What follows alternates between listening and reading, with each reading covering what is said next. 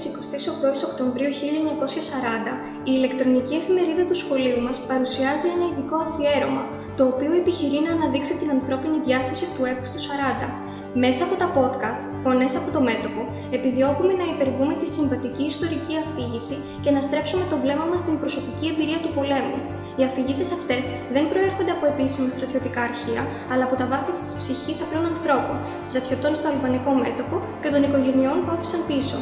Θα ακούσετε ηχογραφημένα αποσπάσματα από αποστολές στρατιωτών προς τους δικούς τους, απαντήσεις συγγενών που με αγωνία περίμεναν νέα τους, καθώς και αυθεντικές καταγραφές στα προσωπικά ημερολόγια της περίοδου 1940 με 1941.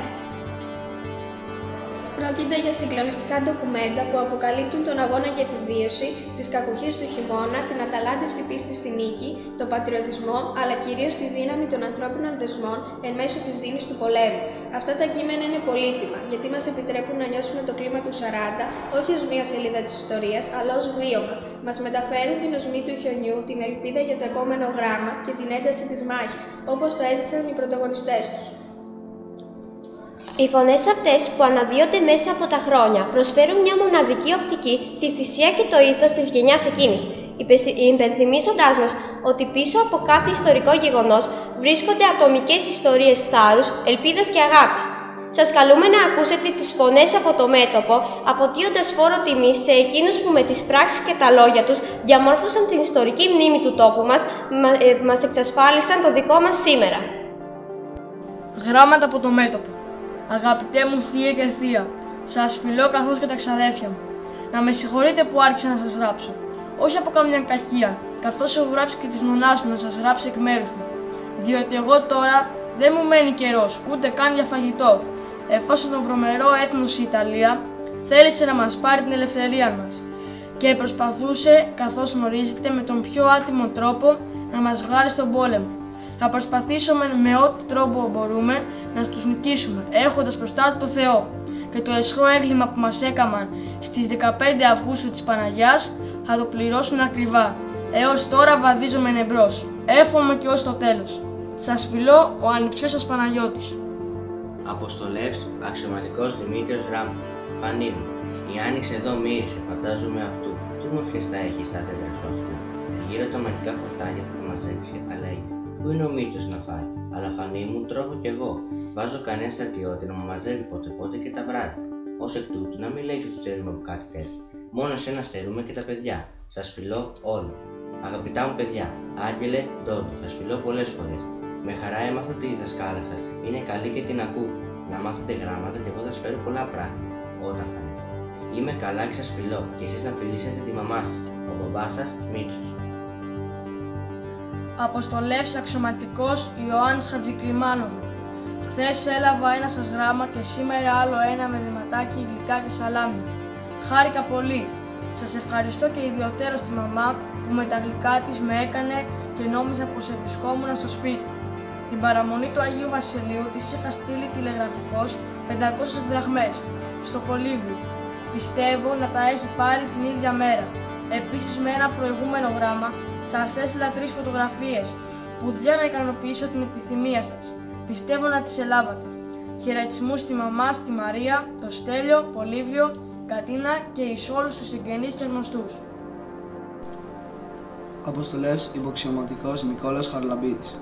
Αγαπητοί μου αδελφοί, έλαβα γράμμα σας ημερομηνία της 3 Δεκεμβρίου, καθώς και ένα δεματάκι, πουλόβαρ και 3 ζεύγη κάλτσες. Είμαι υγιής. Προχθές ήρθε ένας συνάδελφός μου που έχει φωτογραφική μηχανή και μου έβγαλε φωτογραφία μαζί με τους άλλους συνάδελφους. Μόλις τη λάβω θα σας στείλω. Τα λεμόνια να τα κόβει σιγά σιγά για να δέσουν, νέα τώρα την άνοιξη. Και το γλυκό που έκανες με τα νεράτζια, εφόσον δεν επιτρέπω να το στείλεις, καλύτερα να το φάτε στην υγεία μου.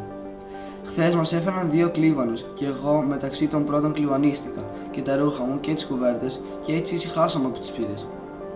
Από υγεία είμαι πολύ καλά και εύχομαι και όλοι σας να είστε καλά. Τώρα τελευταία μας έρχονται τακτικά ελληνικά και εγγλέζικα αεροπλάνα και αερομαχούν με τα ιταλικά και έτσι κάθε μέρα έχουμε γλέντι. Προχθές έπεσαν 30 ιταλικά και 2 εγγλέζικα, χθες 7 ιταλικά. Εδώ που μένουμε έχει πολλά πρόβατα και έχουμε μεγάλα άφθονα.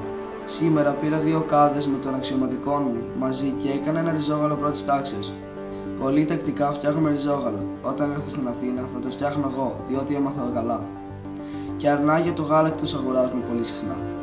Εδώ έχω πιάσει ένα φίλο Αλβανό που το λένε Μιχάλη, είναι χριστιανός και έχει πρόβατα. Κάθε ημέρα μου φέρνει 1,5 οκά γάλα πρώτης τάξης. Χθες του έδωσα ένα λουκούμι και το μεσημέρι εις απάντηση μου έφερε 2 αυγά τηγανιτά με τυρί. Θεία, μάθαμε ότι η Γερμανία μας εκήρυξε πόλεμο, αλλά εμείς δεν ανησυχούμε, διότι το δικό μας το μέτωπο είναι πολύ στερεό και δεν τολμούν οι Ιταλοί να μας επιτεθούν.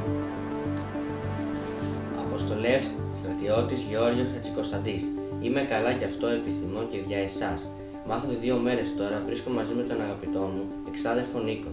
Ήλθε εδώ που βρίσκομαι εγώ για να πάρει κάτι πράγματα και σήμερα ήρθε για τη μονάδα.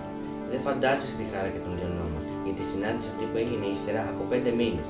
Αποχωριστήκαμε σφίγγοντας το ένα στο άλλο το χέρι, βλέποντας ο ένας τον άλλο στα μάτια που ήταν πληρισμένα από δάκρυα των λιονών μας και την ελπίδα να συναντηθούμε στο σπίτι.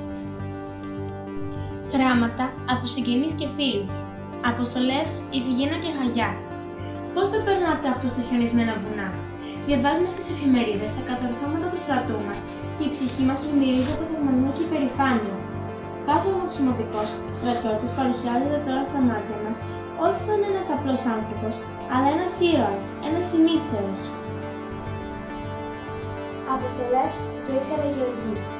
Να προσέχεις τα γράμματά σου να μην ονομάζεις τα διάφορα μέρη που είσαι, γιατί τα σβήνει η λογοκρισία. Εις τα κάρπος στάλ που έστειλες, με πολύ κόπο κατόρθωσα να καταλάβω ότι το έστειλες από τη Χιμάρα.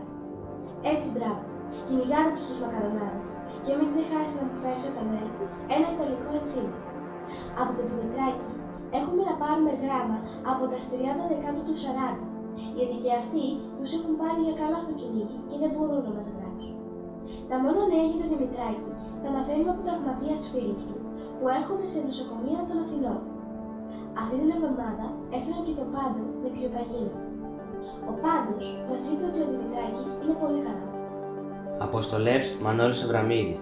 Προς 5 ώρων ήχο με την τύχη να είδαμε το ωραίο κυνηγητών των Τινών, αεροπόρο του Ψευτοκέσσαρος και αυτοτιτλοφορούμενου Κοσμοκράτορα Μουσολίνη.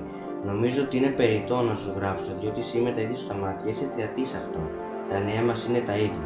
Μόνος, ήρεμος, με λύπη και στεναχώρια, που δεν βρίσκουμε κι εγώ κοντά στα αδέρφια μας, τα οποία αγωνίζονται των τόσο ωραίων και λαμπρών αγώνα, συμφανούμενοι τα ωραίας δάφνης της δόξης και του θαυμασμού. Ιεροποιούμενα διαγράφουν πάνω εκεί στα αλβανικά όρη παράγια, στα ρημάς και όντως τις έντοξες χρυσές νεωτέρες ιστορίες αγαπητής πατρίδος Ελλάδος.